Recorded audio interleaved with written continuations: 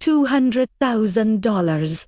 4 years, and a 23-year-old graduate working at Starbucks with a business degree.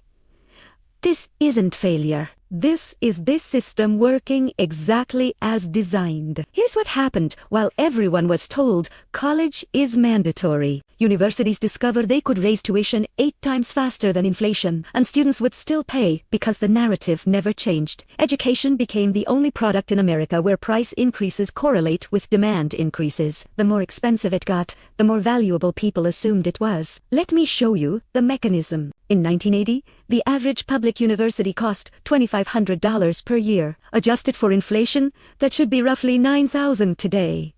The actual cost, $28,000.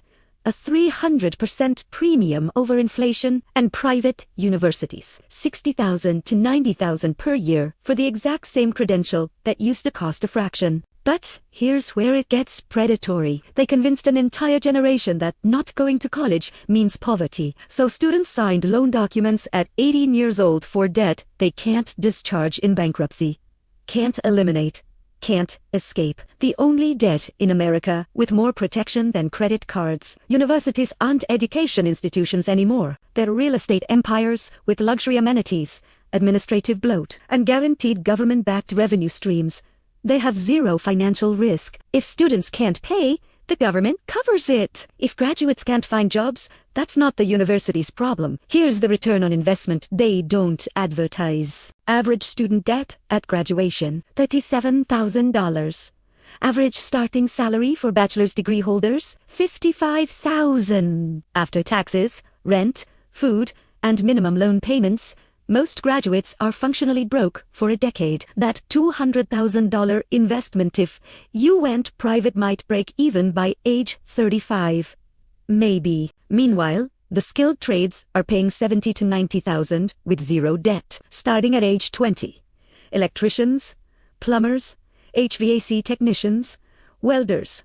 4-year head start in earnings, plus compound interest on money not spent on tuition. Biahetirti, a tradesperson who invested the difference is often wealthier than the college graduate still paying loans. But here's what separates sovereign operators from everyone else.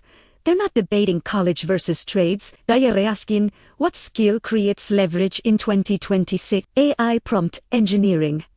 No degree required. 6 months of focused learning. Companies paying $80,000 to $120,000 for competent operators. Data analysis coding bootcamps with job guarantees. Digital marketing with measurable ROI. These skills get you hired based on portfolio, not pedigree. The wealthy aren't sending their kids to expensive universities for education. They're sending them for networks. The Ivy League isn't about what you learn. It's about who you meet. Access to capital, future business partners. That's the actual product. And if you're middle class taking out loans for a state school, you're paying Ivy League prices without getting the Ivy League network. You're buying the credential without the access. Here's the sovereign move. Learn skills that create immediate value. Build portfolio proof.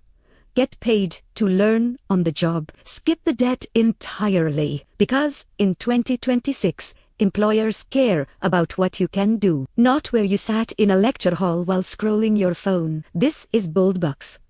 We expose the systems that extract wealth from the middle class, while the 1% plays a completely different game. If you understand that credentials without leverage are just expensive paperwork, you're already thinking at a different level. Subscribe to confirm it.